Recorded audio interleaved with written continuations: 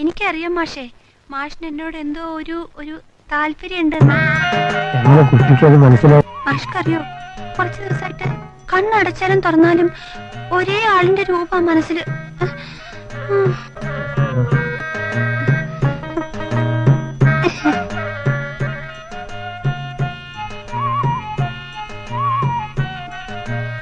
മാഷിന് ഏത് കളറാ ഇഷ്ടം?